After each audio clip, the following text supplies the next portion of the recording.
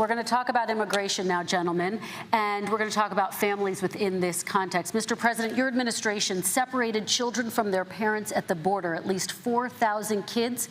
You've since reversed your zero-tolerance policy, but the United States can't locate the parents of more than 500 children. So how will these families ever be reunited?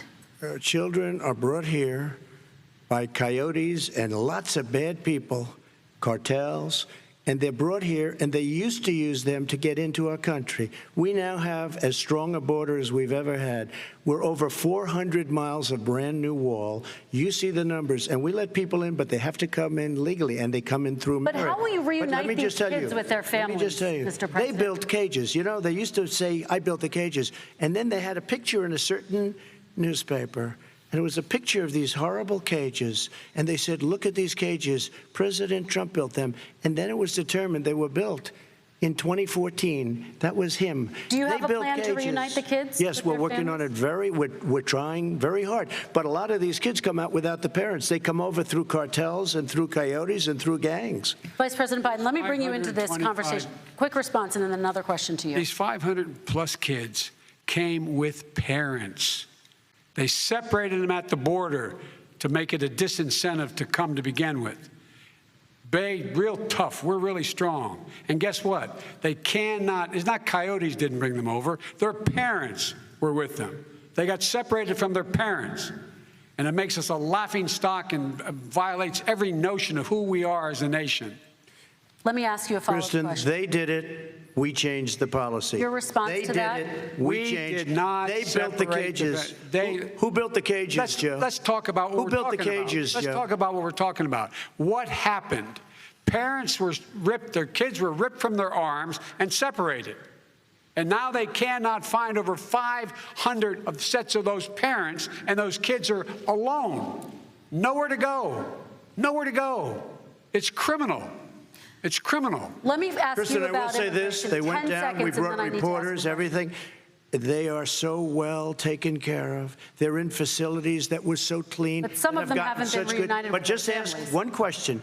Who built the cages? I'd love you to ask him that. Who built the cages? Let me ask about your immigration policy, Mr. Vice President. The Obama administration did fail to deliver immigration reform, which had been a key promise during the administration. It also presided over record deportations as well as family detentions at the border before changing course. So why should voters trust you with an immigration overhaul now?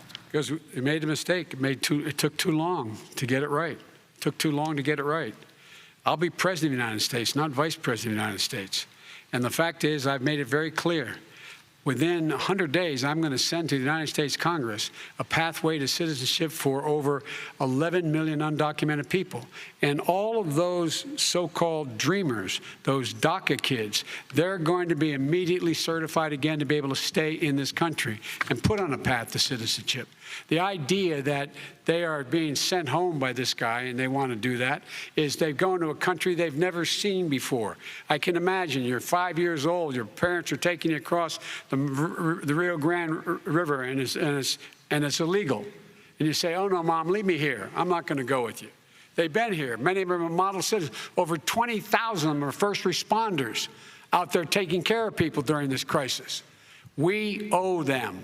We owe them. Kristen, he had 8 years to do what he said he was going to do.